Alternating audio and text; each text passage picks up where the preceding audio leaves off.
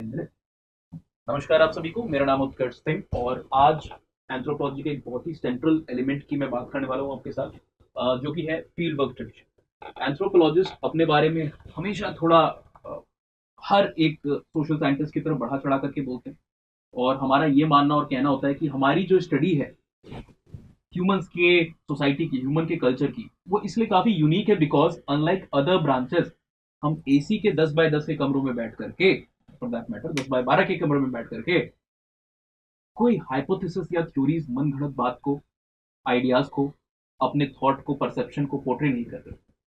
हम जमीनी हकीकत को जानना चाहते हैं, लोगों के बीच में जा करके एज अ इंसाइडर उनके कल्चर को समझना चाहते हैं, है ना? और इस चीज को करने में उनकी काफी ज्यादा मदद कौन करता है? फील्ड वर्क ट्रेडिशन करता है। अब इस कंसेप्ट को हम आपके साथ शेयर करते हैं, इसको समझने की कोशिश करते हैं। देखिए, field work tradition is the central element of anthropological inquiry, ये कहा जाता है। अब इसका मतलब क्या है? एंथ्रोपोलॉजिकल इंक्वायरी होती क्या है? अभी हमने कहा ना कि सेंट्रल एलिमेंट है एंथ्रोपोलॉजिकल इंक्वायरी में, तो ये क्या एंथ्रोपोलॉजिकल इंक्वायरी?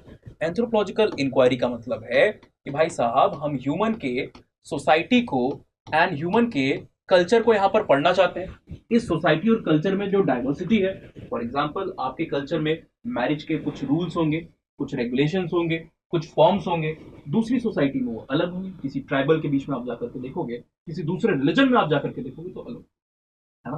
फैमिली के अंदर में, रिलीजन के अंदर में, हर एक एस्पेक्ट के अंदर में, ऐसे सोसाइटी के अंदर में डिफरेंसेस आपको देखने को मिलते हैं। एंथ्रोपोलॉजिस्ट का इंटरेस्ट है कि ह्यूमन की बायोलॉजिकल, फिजिकल, सोशल और कल्चरल सारी डाइवर्सिटी को पढ़े। तो जब हम इस सोशल और कल्चरल डाइवर्सिटी को पढ़ना चाहते हैं, इलस्ट्रेट करना चाहते हैं, तो हमें फील्ड वर्क ट्रेडिशन का सहारा लेना पड़ता है ना? इसको डिफाइन करते हुए हॉर्टेंस पाउडर मेकर नाम की एक स्कॉलर है, एंथ्रोपोलॉजिस्ट है। नाम क्या है? पूरा नाम उनका है हॉर्टेंस पाउडर मेकर। ये कहती हैं कि जब भी आप इस सोसाइटी को या कल्चर को, ह्यूमन कल्चर और सोसाइटी को पढ़ रहे हो in its natural habitat, in its natural habitat, so इस प्रक्रिया को हम क्या कहते हैं? इस टेंडेंसी को, इस ट्रेडिशन को, इस परंपरा को हम फील्ड वर्क ट्रेडिशन, यानी कि इंसान के कल्चर, सोसाइटी को पढ़ना एंथ्रोपोलॉजिस्ट का इंटरेस्ट है। One of the key aspect है। बहुत सारी चीजों को एंथ्रोपोलॉजिस्ट पढ़ता है, बट उसमें से एक जो मुखर चीज निकल करके आती है वो ह्यूमन की सोसाइटी, कल्चर के डिफरेंसेस, डाइवर्सिटी होते हैं। और इनको हम किसी कमरे में बैठ करके, कुर्सी पे बैठ करके नहीं पढ़ते हैं, लोगों के बीच में जा करके उनके एक्चुअल कंडीशन में, नेचुरल हैबिटेट में पढ़ने की कोशिश करते हैं। एक और थोड़ा सा मिथ है लोगों के बीच में। हमें कई बार लगता है कि जो शब्द यहाँ पर ये फील्ड लिखा है ना, फील्ड वर्क, तो कई बार हमें लगता है कि जो शब्द फील्ड है इसका मतलब है कि आप जाकर के सड़क पर जाकर के लोगों के कल्चर को पढ़ रहे हो, रोड पे जाकर के आप पढ़ रहे हो, गली गली, नुक्कड़ नुक्कड़ जाकर के पढ़ रहे हो, है ना? जैसे आप देखते हो कभी भी आपके घर के बाहर सेल्स टीम के कोई लोग आते हैं, आपसे कहते हैं कि इंसाइक्लोपीडिया खरीद लो, तो आपको क्या लगता है कि ये फील्ड वर्क है, ये इंसान फील्ड पे आकर के इस पर्टिकुलर पुस्तक को, इस पर्टिकुलर आइटम को क्या करने की कोशिश कर रहा है? प्रमोट करने की कोशिश कर रहा है। बिल्कुल सही है आपका ये आइडिया भी कि वो इंसान किसी काम, किसी चीज को फील्ड पे आकर के प्रमोट कर रहा है, और आपका ये आइडिया भी कि एंथ्रोपोलॉजिस्ट भी गली गली, नुक्कड़ नुक्कड़ में जाकर के, विलेज, चौराहे, हर जगह जाकर के सोसाइटीज को पढ़ते हैं। बट एंथ्रोपोलॉजिस्ट की जो फील्ड होती है ये सिर्फ इन गली, चौराहे या सड़क तक सीमित नहीं होती। फील्ड से हमारा मतलब क्या है? Natural habitat. हम कहते हैं field is equal to natural habitat, और ये नेचुरल हैबिटेट कुछ भी हो सकता है। फॉर एग्जाम्पल, अगर किसी एंथ्रोपोलॉजिस्ट को ये पता करना हो कि चिल्ड्रन के आईक्यू में और उसके लर्निंग आउटकम में सोसाइटी और उसकी इकोनॉमी का, उसके कल्चर का, उसके एनकल्चरेशन पैटर्न का कितना योगदान होता है। मतलब एक क्लासरूम के अंदर, एक स्कूल के क्लासरूम के अंदर में लगभग 20, 30, 40 बच्चे हैं। अब उन 20, 30, 40 बच्चों के जो रिजल्ट हैं, जो उनके लर्निंग आउटकम है, कोई थोड़ा ज्यादा समझ रहा है, सीख रहा है, कोई थोड़ा कम सीख रहा है, किसी का रिजल्ट, किसी का प्रदर्शन बेहतर है, किसी का थोड़ा सा कम है, तो उनके परफॉर्मेंस में, उनके आईक्यू में, उनके कॉम्प्रीहेंशन में जो डिफरेंस आ रहा है, इस डिफरेंस में सोसाइटी का, कल्चर का, इकोनॉमी का, बैकग्राउंड का, फैमिली बैकग्राउंड का कितना योगदान, कितना इफेक्ट होती है ये सारी चीजें। तो हमने क्या पढ़ना है? हमें पढ़ाई करनी है स्टूडेंट्स की। इसके अंदर एक स्कूल प्रेमाइसेस के, एक क्लासरूम के अंदर। तो ये जो क्लासरूम होगा, ये क्लासरूम भी हमारी फील्ड हो सकती है।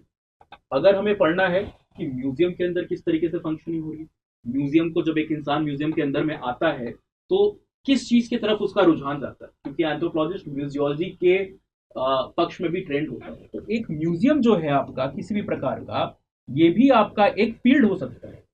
और साथ ही साथ जिन विलेजेस को आप पढ़ रहे हो, जिन कम्युनिटीज को आप पढ़ रहे हो, उनका जो लोकल सेटिंग है वो भी हो सकता है। एक पर्टिकुलर फैमिली आपकी फील्ड हो सकती है। तो फील्ड एक लूज टर्म है, और फील्ड जब भी हम बोल रहे होते हैं तो हमारा मतलब है वो नेचुरल इन्वायरमेंट या कंडीशन जिसमें आप एक क्रूड तरीके से, रॉ वे में सोसाइटी को उसके ओरिजिनल स्ट्रक्चर के तौर पे जान और समझ सको। क्योंकि कई बार जब आप दूर से बैठ करके चीजों को देखने और जानने की कोशिश करते हो तो it is always prone to error and misinterpretation. वहां पर कई बार कमियां, गलतफहमियां, मिस इंटरप्रिटेशन आ जाते हैं। हाँ? और ऐसा नहीं कि एंथ्रोपोलॉजिस्ट हमेशा से ये जो बहुत अच्छी चीज है फील्ड वर्क इसको फॉलो करते आ रहे हैं।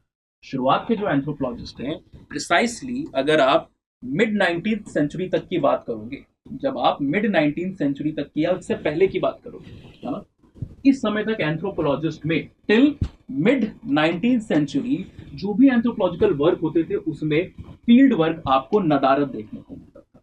लेकिन after mid 19th century anthropologist ने क्या करना शुरू किया, ग्रेजुअली अपना इंटरेस्ट और रुझान जो है वो फील्ड वर्क की तरफ फोकस करना शुरू किया। तो शुरुआत में अगर आप देखोगे इसी मिड 19th सेंचुरी के पीरियड के अंदर में दो अलग अलग तरीके के स्कॉलर्स या एंथ्रोपोलॉजिस्ट हैं। एक जिनको कहा जा रहा था आर्म चेयर एंथ्रोपोलॉजिस्ट, और दूसरे जिनको कहा जा रहा था फील्ड वर्कर। और कई बार हमारा मिसकंसेप्शन है ना कि पहले सारे आर्म चेयर होते थे, बट ऐसा नहीं। हम मानते हैं कि जब मेलिनोस्की ने फील्ड वर्क किया तब से फील्ड वर्क शुरू हुआ, यानी कि फर्स्ट वर्ल्ड वॉर के आसपास से, उससे पहले तो फील्ड वर्क होता ही नहीं था। बट ये गलत आइडिया। आर्म चेयर एंथ्रोपोलॉजिस्ट की श्रेणी में बहुत सारे लोग आ जाएंगे। यहाँ पर आपके फ्रेजर जिन्होंने मैजिक के ऊपर काफी वर्क किया हुआ है ना। इसके साथ साथ E B Tylor father of British anthropology कहे जाते हैं।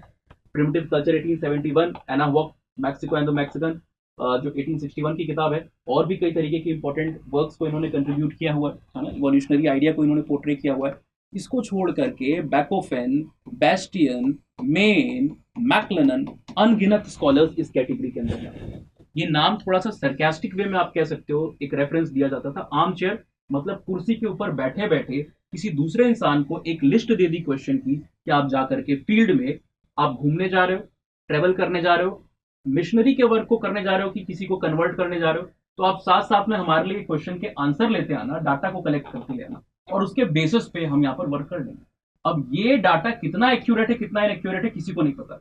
बहुत गलती हो सकती है, क्योंकि भाई वो जो ट्रेवलर है या फिर जो मिशनरी वर्कर है वो ट्रेंड एंथ्रोपोलॉजिस्ट नहीं है, उसका डाटा कलेक्शन की ट्रेनिंग नहीं हुई है।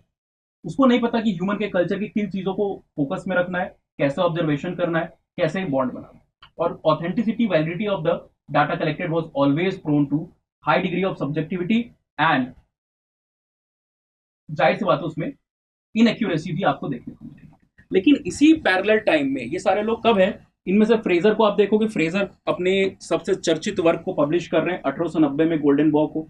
टाइलर अपने वर्क को पब्लिश कर रहे हैं शुरुआत में 1871 में भी, और ये बाकी स्कॉलर्स भी 1860 से लेकर के 1892 के बीच में अपने प्रोमिनेंट वर्क को पब्लिश किए। कुछ लोग उससे भी पहले किए, बट साइमल्टेनियसली मतलब इसी समय में कई एंथ्रोपोलॉजिस्ट, फॉर एग्जांपल मॉर्गन जो एक अमेरिकन एंथ्रोपोलॉजिस्ट आपको देखने को मिलते हैं, साथ ही साथ फ्रांस बोआ, ये भी एक अमेरिकन एंथ्रोपोलॉजिस्ट आपको देखने को मिलता है। तो ऑल्दो मॉर्गन ने कोई क्लियर कट एक ऐसा फील्ड वर्क नहीं किया था जिसको हम फील्ड वर्क ट्रू सेंस में कहते हैं, पर ये फील्ड पे उतरे थे और इन्होंने कई सारे जो अपने कनेक्शंस थे उनकी मदद से भी इंटरप्रिटेशन को किया था। फॉर एग्जांपल इनकी एक वर्क है 1851 का, द लीग ऑफ इरोक्वॉय। इसमें इन्होंने यूरोपियन सोसाइटीज के ऊपर ऑब्जर्वेशन किया है। फिलिप पार्कर करके इनकी एक कॉरेस्पॉन्डेंस थी, इनके जान पहचान में थी, उनका भी इन्होंने काफी ज्यादा यूज किया है ना, डाटा को कलेक्ट करने के लिए, सोसाइटी को अंडरस्टैंड करने के लिए, but it was not true field work. Similarly Franz Boas को आप देखते हो तो ये क्वाक्यूटल इंडियंस की जो ग्रुप है इनको भी इन्होंने पढ़ा हुआ है। बैफिन आइलैंड पे जाकर के इन्होंने जो वर्क है वो किया है। इन्यूट्स की जो पढ़ाई यानी कि एस्किमोज, इनको भी पढ़ा हुआ है। But these were actually not the field work that we are aware of today. आज के टर्म्स में हम जब फील्ड वर्क को कहते हैं तो it is characterised by participant observation, learning the native language, maintaining a elaborate journal और a diary, field work diary. और जो टाइम पीरियड है वो 4-6 महीने 1 साल नहीं होकर के लंबा पीरियड होता है। तो ये सारी चीजों को लाने का काम किसने किया? कुछ बाद के स्कॉलर्स ने, जैसे कि मेलिनोस्की फर्स्ट वर्ल्ड वॉर के समय साउथ वेस्ट पैसिफिक के रीजन में आप जाओगे, इनफैक्ट ट्रोबिएंड आइलैंड के बीच में जाकर के इन ट्रोबिएंडर्स के ऊपर काम करते हैं और ये वर्क 1922 में पब्लिश होता है। काम इन्होंने पहले ही किया था 1916 में, दो विजिट वहां पर इन्होंने किए। 1915 से 16 तक इनका प्राइमरी वर्क रहा ट्रोबिएंडर्स के बीच में, और ये वर्क बाद में 1922 के अंदर में पब्लिश होता हुआ आपको देखने को मिलता है। इसको छोड़ करके और भी कुछ scholars like WHR reverse, AC Hayden नाम के एक स्कॉलर के सहयोग के साथ एक टॉरेस स्ट्रेट एक्सपेडिशन पे जाते हैं। यात्रा एक है जो निकलती है 1898, है ना। सेलिगमैन भी है, मैकडॉगल भी है, कई सारे लोग। इसके बाद कई सारे लोग जैसे अंडमान आइलैंडर्स के ऊपर रेडक्लिफ ब्राउन वर्क करते हैं। तो कुल मिलाकर के इस टाइम फ्रेम के बाद जो वर्क है प्रिसाइसली 1860 70 80 के बाद जब जाते हो आप near the 20th century, early 20th century में ये प्रोमिनेंट फील्ड वर्क शुरू होगा और हम कल्चर के पास कल्चर के बारे में काफी इलेबरेट इंफॉर्मेशन को कलेक्ट कर पाते हैं। तो ये रहा फील्ड वर्क का एक संक्षिप्त जो इंट्रोडक्शन है, ब्रीफ आइडिया। इसमें कई सारे हमने ऐसे टर्म यूज किए, participant observation and lot of other things, जिसको हम इलेबरेट करेंगे आने वाले अपने अगले वीडियोस के अंदर में। अगर डिटेल में आपको सिलेबस को कंप्लीट करना है, टॉपर्स की जो पहली चॉइस है और सबसे ज्यादा नंबर आसानी से देने वाला एक शॉर्ट और स्टैटिक ऑप्शनल है, इसको एनरोल करके you have to also fetch good marks, selection को इंश्योर करना है। तो हमारे बैचेस, अभी आप इस वीडियो को देख रहे हो तो करंट बैचेस 5 अगस्त को क्लोज हो रहे हैं। एक दिन भी आपके पास हार्डली बचा हुआ है। 15,000 में you are getting everything. Live classes तो है ही है, रिकॉर्डेड लेक्चर्स है और 12 टेस्ट सीरीज आपकी इंक्लूडेड है। यूएस लाइव का कोड लगा करके अगर आप न्यू यूजर हो तो मैक्सिमम डिस्काउंट को यहाँ पर पा सकते हो। ये कोड आपको लगाना होता है तभी भी आप अप्लाई करते हो। अगर आप ओल्ड स्टूडेंट हो, स्टडी IQ के A to Z किसी भी प्रोग्राम में हो, तो आप इन आईडीज पे जो भी आप इंस्टाग्राम या ईमेल जो भी चलाते हो उसके ऊपर मुझसे एक्स्ट्रा डिस्काउंट के बारे में बात कर सकते हो। काउंसलिंग अगर चाहिए, गाइडेंस चाहिए, क्या ये आपके लिए सही रहेगा नहीं रहेगा, वो भी क्वेश्चंस आप यहाँ पर पूछोगे। टेलीग्राम पे आपको फ्री मटेरियल, ये PDF, everything you will be getting here. So will be seeing you in the 4th lecture. Comment में फीडबैक में जरूर आप बताइएगा कि किस तरीके से आपको लगा ये lecture. See you in the next video. Goodbye, take care, signing.